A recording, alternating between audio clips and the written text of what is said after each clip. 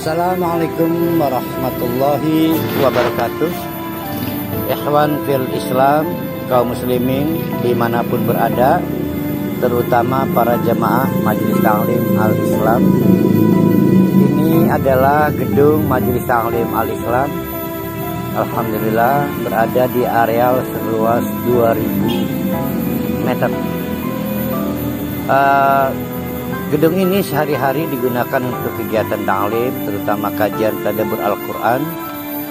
Kita berharap pada tanggal 1 Ramadan nanti gedung ini sudah memiliki atap. Oleh karena itu, para ikhwan fil Islam yang ingin berkontribusi pada pekerjaan atap gedung ini, silakan menghubungi nomor-nomor yang akan dipublikasikan oleh kami. Mari kita raih surga Allah dengan cara menjadi bagian dari penyelesaian pembangunan gedung Al-Islam ini. Terima kasih, jazakumullah khairan katsiran. Assalamualaikum warahmatullahi wabarakatuh.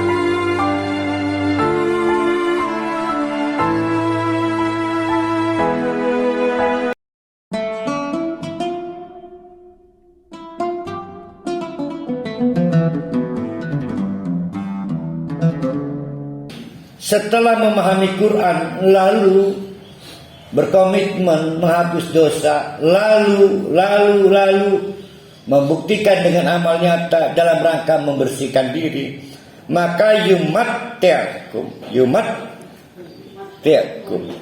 mataan hasanan, kehidupan yang hasan yang sifatnya jangka pendek. Jangka pendek itu bukan sedenget selama di dunia, karena jangka panjangnya di akhirat. Bahkan ditegaskan ilahin, sampai batas waktunya. Kapan batas waktunya? Wafat. Wa yuti kulladzi fadlin fadlahu. Nah ini kalau pakai jalan lain rada bingung ya. Wa yuti plus dikasih tambahan oleh Allah, kulladzi fadlin fadlahu. Kulladzi fadlin fadlahu. Ini rumusnya. Kulladzi berarti wayuti berarti itu berarti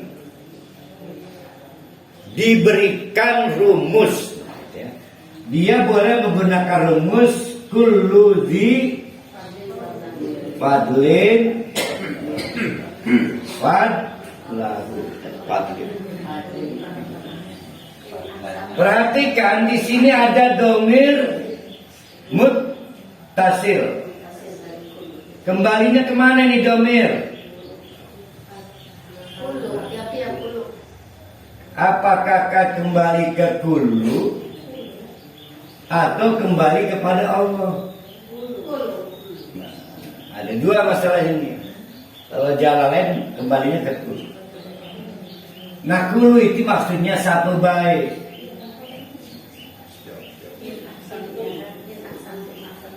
Kullu di fadlin, siapapun kita yang punya sesuatu dari Allah. Apa sesuatu dari Allahnya? Apa? Kita kembalikan ke ayat pertama, yaitu ilmu Quran. Yang ukimat ya, yang ukimat. Maka fadluhu, pasti ada impactnya. Kalau otak kita uang, pasti ada honornya. Ya, berarti ada apa istilahnya itu, honorisnya, ada penghargaan. Itu udah rumus. Jadi jangan ngemis minta dihargai, udah pasti terjadi kan, udah rumus. Cuma yang bisa menjalankan rumus ini adalah yang dikehendaki Allah. Ada orang yang mestinya dapat penghargaan gak dihargai, rumusnya gak jalan. Berarti kehendak Allah tidak terjadi.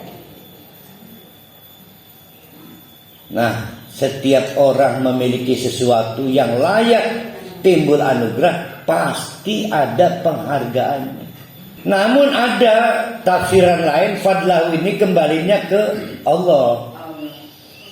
Fadlahu. Sehingga kalau diartikan Allah menjadi begini.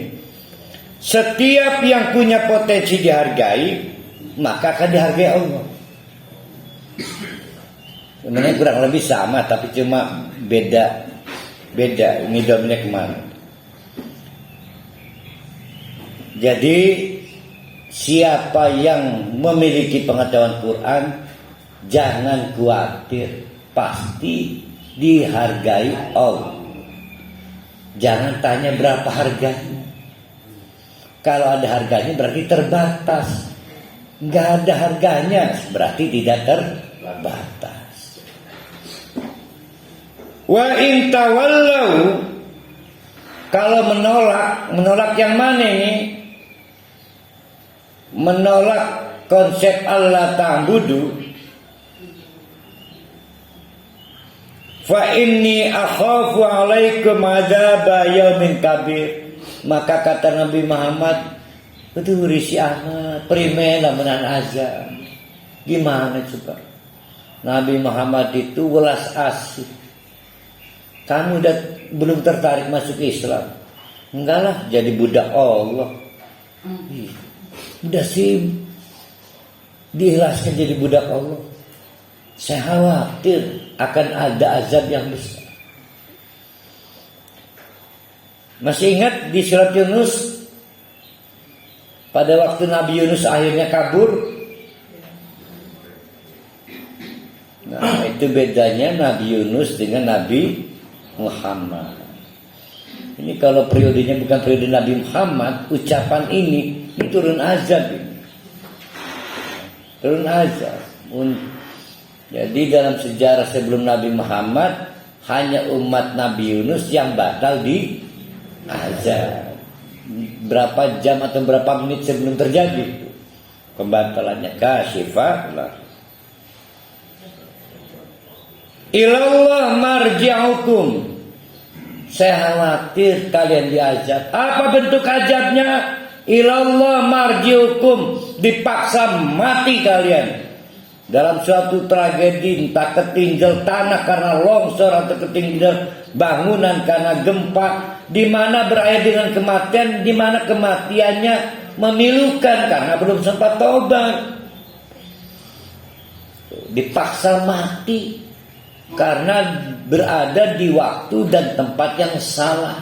Belum tobat kok deket-deket daerah gempa, layak ketinggal rumah. Jadi kalau belum tobat, lihat informasi BMKG yang cermat, namanya mitigasinya itu. Jangan deket-deket daerah rawan bencana. Karena wa ilallahi marji'ukum. Nah, perhatikan kata marji'un. Kalau sekilas seperti Bu Nenek Sonia mungkin paham itu marji'un berarti maf'ilun. Pasti dipikirnya itu isim makan atau isim zaman ya. Berarti tempat kembali ya. Bukan, itu masdar. Maka masdarnya disebut masdar mimi. Tuh, jadi masdar juga, masdar itu kan banyak. Ada Mas Darno, Mas Daryanto, ada Mas Dar gimana? Mas Daryo banyak. Ini namanya masdar mimi marji'un, sehingga artinya bukan wa ilallahi marji'ukum tempat kembali, bukan, salah. Tapi wa ilallahi toh, semua siapapun kepada Allah marji'ukum kembalinya. Masdar itu kan stemples ing jeren kan, balike pulangnya, bukan tempat kembalinya, bukan waktu kembalinya. Kalau tempat kembali isim makan, kalau waktu kembali isim zaman. Ini mah kembalinya, stemples ing jeren berarti masdar, pakai maf'ilun menjadi masdar mimi. Bu Neneng masih ingat kan pelajaran kiken? Bu Neneng, Bu Niati Enda, Bu Roman ini masih hafal. Yang udah mulai hilang ini Bu Rohaya ini pasti. Ilallahi marji'ukum, hanya kepada Allah lah pulangnya siapapun. Kapan waktunya Allah yang tahu. Di mana pada waktu dipulangkan Allah yang tahu. Pasti semua kaget. Oh si pulang, si dede, iya dede ketinggal genteng, padahal cuma satu, yang lain banyak genteng ketinggal, mati. Kasihan amat, itu kemarin baru digerebek orang itu. Nggak ada yang tahu.